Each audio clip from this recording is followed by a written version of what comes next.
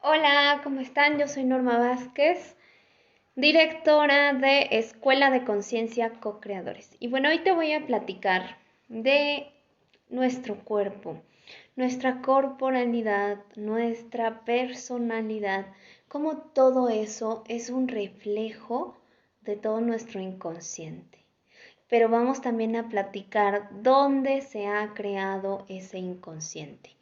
Es decir, desde qué momento nuestro inconsciente empieza a guardar información y a actuar con esa información, a crear a través de esa información.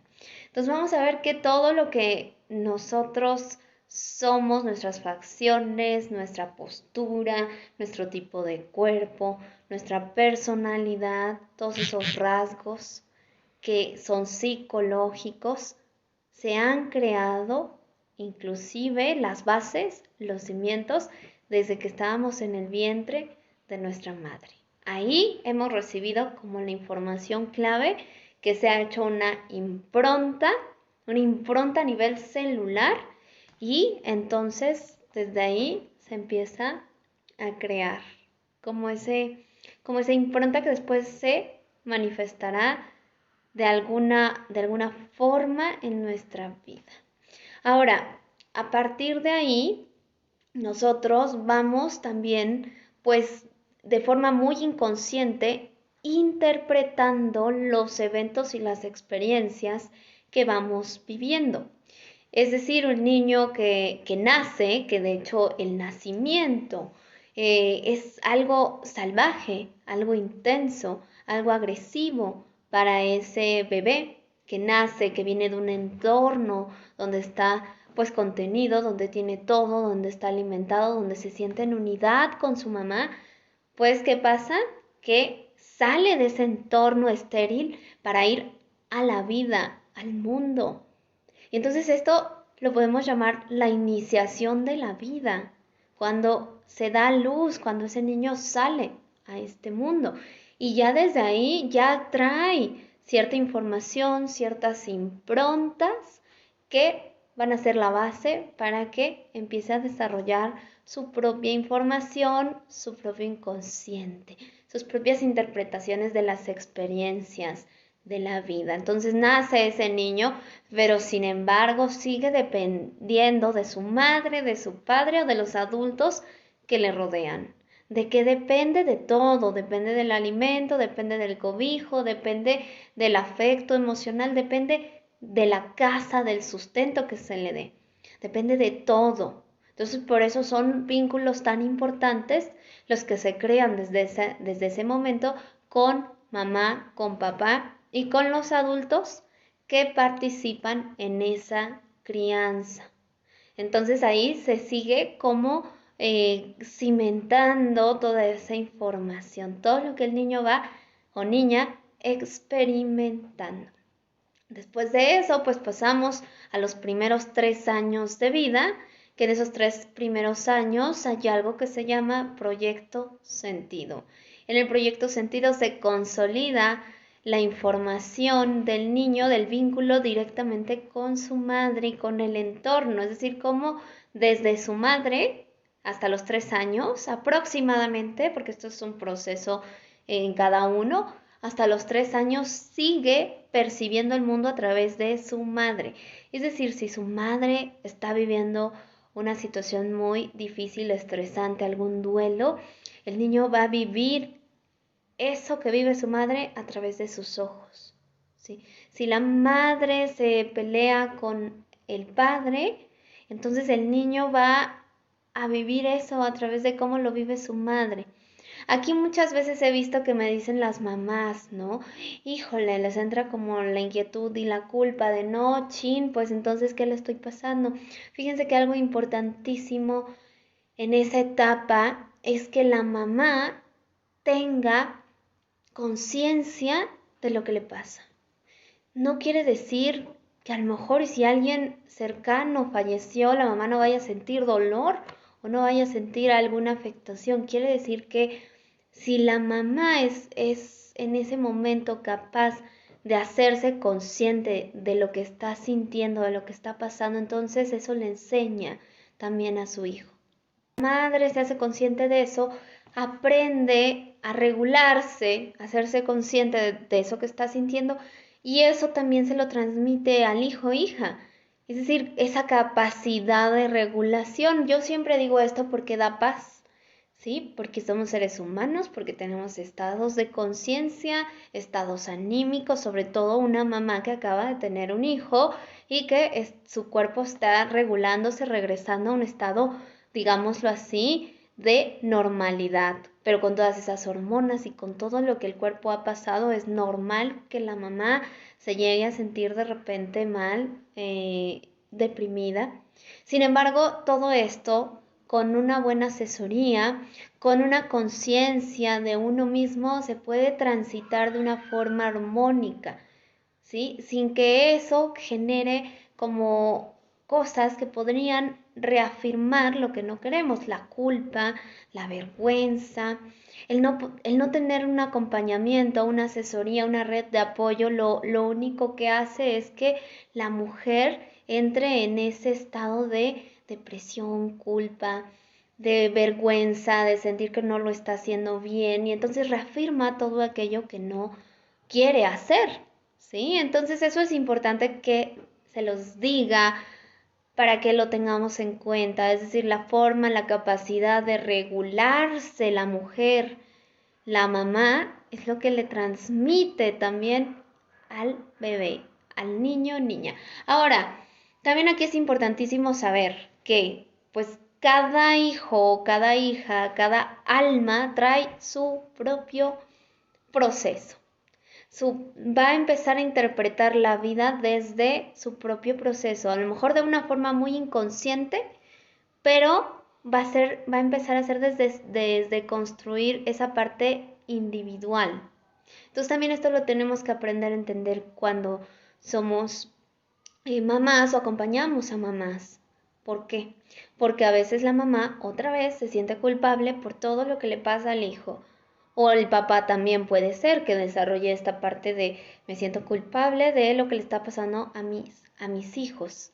Entonces, ¿qué hacer cuando surge todo esto? De la culpa nos vamos a ir a la responsabilidad. Es decir, ¿qué sí puedo hacer? ¿Cómo puedo hacerme consciente de lo que está pasando, de lo que estoy viviendo, para que desde ahí pueda gestionar y generar soluciones, en vez de quedarme en ese estado y con la culpa que hacemos, reafirmamos? Con la culpa es como si nos pusiéramos una mochila de piedras a cargar, ¿ok? Y bueno, de aquí se empieza a consolidar, ya hablé de muchas otras cosas más, pero bueno, de aquí se empieza a consolidar pues ese individuo que todavía no es consciente, pero se está creando su inconsciente. Qué maravilloso. Son sumamente los niños receptivos por eso, porque su cerebro se está formando, están aprendiendo, están desarrollándose en todos los sentidos y entre los 5 a 7 años se dice, coinciden varios autores, que el sistema de creencias, digamos que se cuaja, se consolida, que hay una cierta madurez en ese sistema de creencias donde el niño empieza ya a reconocer que es un individuo. Es decir, yo soy fulanito, yo me llamo de tal forma, yo soy tal, tal como se llame, ¿ok?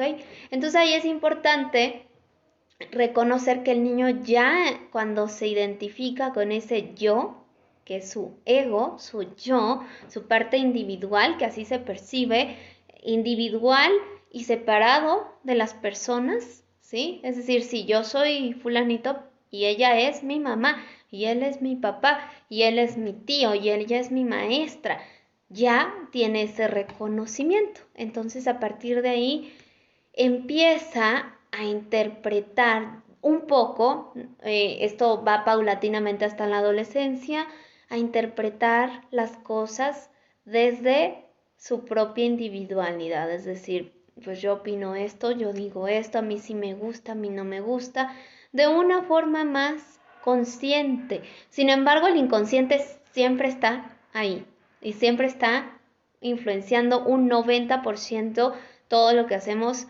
Hay dependiendo de la fuente, pero entre un 90 a un 99% el inconsciente. Entonces ese inconsciente influencia siempre, toda nuestra vida, como entre un 90-99% en todo lo que nosotros estamos haciendo. Pero entra esta parte consciente donde uno puede de cierta forma observar, de cierta forma identificar, soy yo, es aquello, ¿sí? Y de cierta forma ir eligiendo cómo esa experiencia que tenemos enfrente la percibimos y la interpretamos. Entonces, ya llegando a este punto, la personalidad, la corporalidad va a ser un reflejo de toda esa información inconsciente que se ha ido integrando, ¿sí? Entonces, por ejemplo, si una persona tiene un cuerpo muy delgado, ¿qué va a querer decir ese cuerpo? Y digo delgado en extremo, ¿ok? ¿Qué nos va a querer decir ese cuerpo? Que esa persona no puede retener, que suelta absolutamente todo. Es muy buena para soltar, es muy buena para no engancharse, es muy buena para no comprometerse, pero le cuesta el retener. Esto, por ejemplo, retener también lo positivo, retener los nutrientes, retener aquellas cosas que te hacen bien. Fíjense eso, qué interesante. Pero si nos vamos al otro extremo, una persona que tiene sobrepeso. ¿Qué nos quiere decir un cuerpo que tiene sobrepeso? Que retiene, el otro extremo, que aguanta, se aguanta, retiene cosas que le hacen daño en extremo, que no puede soltar y que se aguanta. Se aguanta emocionalmente, se aguanta sus necesidades, se sacrifica por los demás y entonces carga cosas que no le corresponden. Entonces, qué interesante ver todo esto porque nuestros cuerpos nos van a estar diciendo toda nuestra psicología, nos van a estar reflejando toda nuestra psicología. Basta con que nos pongamos atención y nos empecemos a observar. Esto es sorprendente que yo lo he visto en los cursos cuando le dice a las personas, escúchate, o sea, ¿qué te dice tu cuerpo? Muchas veces les cuesta trabajo, muchas veces se les hace algo como muy simple o tonto y es algo sumamente poderoso. Ahora, otra cosa, nuestra postura también habla de nuestra psicología, ¿ok? Nuestra postura, por ejemplo, una persona que va en una postura todo el tiempo así. Fíjense mi postura hacia adelante, encorvada. ¿Qué quiere decir estar muy hacia adelante y muy encorvada? Quiere decir que va deprisa, que quiere tomar más de la vida, que no es suficiente, pero aparte que tiene miedo. Porque cuando hablamos de una postura encorvada es miedo, ¿ok? ¿Y qué pasa si al contrario, la postura está muy hacia atrás? Hacia atrás, así como que inclusive ustedes véanlo como es, me quiero alejar de las situaciones, no quiero tomar mi vida, no quiero ver lo que está enfrente. ¿Por qué? Porque es demasiado impactante para poderlo tomar. Entonces va a ser una persona que constantemente pues posterga, prefiere echarse para atrás, le da miedo tomar decisiones que tengan que ver con cambios en su presente. Ahora, todo esto que yo comparto, siempre lo digo, no son recetas de cocina. Todo esto que comparto es como para que la gente se dé una idea de la importancia de observarnos, conocernos y escucharnos, de conocerte, de conocer tu cuerpo, de escucharte, de conocer qué tipo de cuerpo tienes, porque sobre eso empiezas a trabajar, de reconocer esas posturas, fallas posturales en tu vida cotidiana que están reflejando una psicología y que al mismo tiempo están reafirmando muchas cosas que a veces de forma consciente no quieres, pero que tu inconsciente las está manifestando. Es decir, no es una receta de cocina, pero es importante que nos empecemos a observar. Van a haber cosas que digas, me checan de inmediato, porque es como un programa que se manifiesta en el cuerpo, pero para poderlo revisar de forma individual hay que profundizar en la historia de la persona, hay que profundizar en la psicología de la persona. Bueno, pues te dejo toda esta información deseando te sirva. Si te gustó, comparte. Te invito al curso. Si te gustó esta información, compártela, por favor. Te invito al curso de las 5 heridas de la infancia desde la psicoterapia corporal, en donde vemos toda esta información y profundizamos mucho en cada una de esas 5 heridas para que la persona se dé cuenta cómo vive esas heridas, porque no es que no las tenga, sino que las vive cada uno de una forma única. Y también te invito al diplomado de psicoterapia que estoy dando, que es psicoterapia corporal y transpersonal, para poder profundizar en todos estos temas de forma individual y haciendo como un análisis de tu propia historia, con la finalidad de que te conozcas más y con la finalidad de que puedas empezar a actuar en tu vida, a tomar decisiones en tu vida desde ese conocimiento, desde ese autoconocimiento. Bien, y también si son ya sean terapeutas holísticos, psicoterapeutas, también te puede servir muchísimo para tu propio proceso y para que eso que vas viendo en tu propio proceso también lo puedas ir implementando en tu consulta. Pues los espero, estamos en contacto y nos vemos hasta próximos videos.